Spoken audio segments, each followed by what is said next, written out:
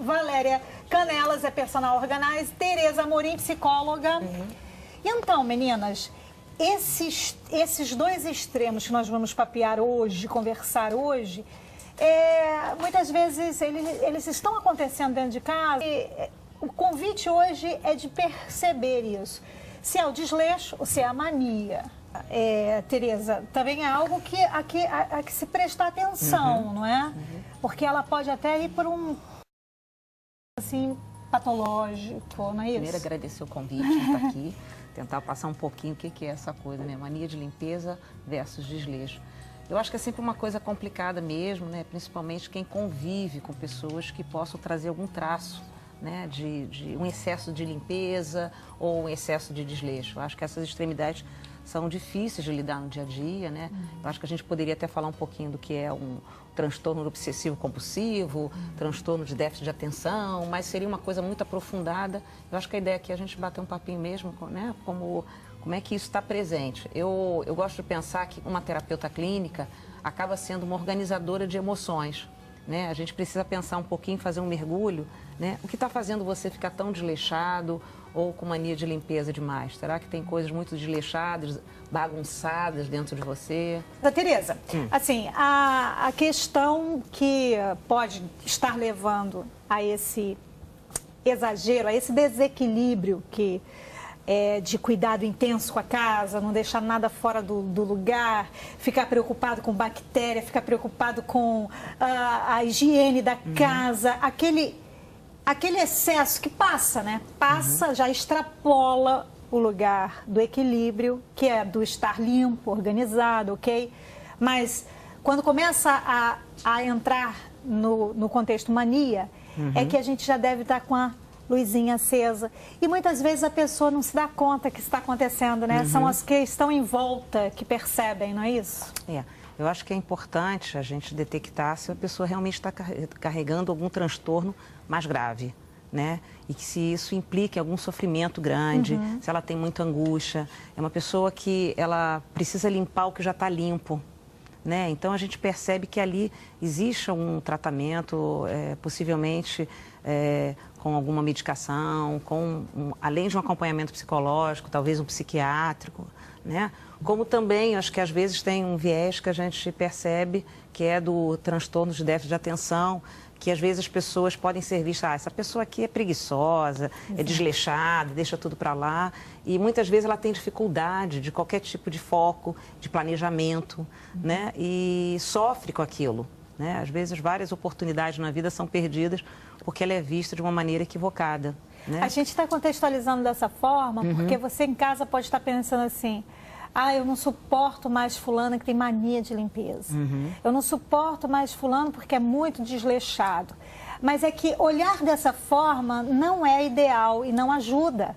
Porque pode ser por aí, como a Tereza está colocando, pode ser um sofrimento que a pessoa esteja realmente passando e ela precisa de ajuda. Sim. E não dessas acusações, né? Porque a cobrança é muito grande, né? Quando você percebe que isso aí mexe com a família toda, com todo o ambiente familiar, com o ambiente de trabalho também. É aquela pessoa que precisa arrumar muito a mesa antes de começar a trabalhar, ela não consegue. Às vezes é um sintoma que a pessoa precisa ter para algum tipo de situação, né? Eu acho que coisas, pegando de um extremo, assim, o que a pessoa está precisando limpar dentro dela, né? A coisa é muito mais interna do que externa. Né? O que está bagunçado dentro de você, o que precisa estar sendo limpo, né? O ser humano é algo muito complexo, a gente sabe disso. Eu, como terapeuta clínica, estou longe de saber exatamente tudo o que passa com as pessoas. A gente sempre tem que estar investigando e principalmente ver se aquilo ali está realmente trazendo muito sofrimento. Eu acho que esses rótulos precisam ser, a gente precisa ter um cuidado, porque senão começa, às vezes até dentro de casa mesmo, lá vem você com a sua mania de limpeza, você é o neurótico, você é o não sei o quê. Não, e isso e se você não tem, se você não isso de tanto você ouvir, você acaba sendo. Isso pega, gruda em você. E a gente sabe que não é bem assim, né? A gente estava conversando até de TDA, enfim. Afinal de contas, nós somos constituídos pela linguagem. Sim. Então você está ouvindo tanto aquilo, você acaba respondendo aquilo que você está sendo taxativo para você. E é muito interessante que hoje a gente realmente se dê conta do que é que está acontecendo E se não é uma fase, se não é um período da vida, porque pode ser um período da vida que você está... por exemplo, a minha irmã, quando nós perdemos a nossa mãe, o primeiro mês depois da morte da minha mãe, ela estava elaborando o processo luto dela e ela começou a querer organizar a casa e limpar a casa, porque na realidade era aquela forma que ela decidiu, aquele momento para a vida dela. Isso não quer dizer que vai ser assim para sempre. Não é interessante a gente pensar em fases? Sim, eu acho que você está falando é perfeito. É a maneira talvez que ela teve que elaborar o luto, é a forma que deu. Né? Eu gosto muito de pensar assim, o que dá para hoje na vida da gente. Então, você às vezes pode desenvolver algum tipo de sintoma que é passageiro. Perfeito. Como você falou, eu acho que tem que ficar atento nisso. Eu trabalho com uma abordagem que a gente não gosta muito de pensar em rótulos. Eu trabalho com a Gestalt terapia, então a gente acredita muito mais em algo processual. Hoje eu tenho isso para dar conta em cima de algumas circunstâncias que eu estou vivendo. Amanhã não. Né? Então é perigoso. A gente sabe que existe vamos dizer assim, uma linguagem meio psiquiátrica, que às vezes se torna meio popular, que eu não acho legal, não. A falta dessa instrução, desse dizer como é que funciona, e por aí a gente encontra até o equilíbrio. Sim, é porque fazer pela criança, né, não vai ensiná-la. Né? Então ela vai ter um momento e que essa mãe também tem que dar conta de que não vai estar arrumado da maneira que ela gostaria, não da maneira que ela normalmente faz. Talvez ela seja uma pessoa espetacular como organizadora, né? Mas a criança não vai fazer aquilo ali. Eu acho que também tem uma coisa importante que a gente não pode deixar de pensar. Por que não pode existir pessoas mais organizadas e outras menos organizadas? Pessoas que se dão bem numa organização, né? A gente estava conversando e eu falei, eu sou uma pessoa mais para organizada. Eu não gosto de viver na bagunça, nas coisas, né? Então não é muito meu perfil o desleixo. Né? Mas para algumas pessoas e funciona. Tem umas pessoas que trabalham naquele desleixo e encontram. Se acham, né? Se acham. E com conforto, né? O conforto é fundamental. Conforto é fundamental. E a gente ter o nosso próprio ritmo, de encontrar o nosso próprio ritmo. Às vezes é importante desestruturar, desorganizar para organizar. Exatamente. Né? Ninguém sai de um zero assim e organiza. Às vezes tem que dar uma certa bagunça. Acho que isso daí é importante também. Quantas pessoas que a gente escuta, né? Eu não estava bem, então eu saí arrumando a casa. Depois daquilo ali eu me senti super bem, entendeu? E toquei a vida, fiz o que tinha que fazer. Então, algumas pessoas precisam fazer isso. Por que não? Né? Eu acho que a gente, voltando a essa coisa, precisa rotular. Somos diferentes, somos singulares, né? Eu acho que esse respeito que tem que ter pelo outro também. Quando eu não estou bem, eu não quero arrumar nada. Eu quero colocar o pé para cima, eu quero ir para a praia caminhar, eu quero fazer qualquer coisa, menos arrumar.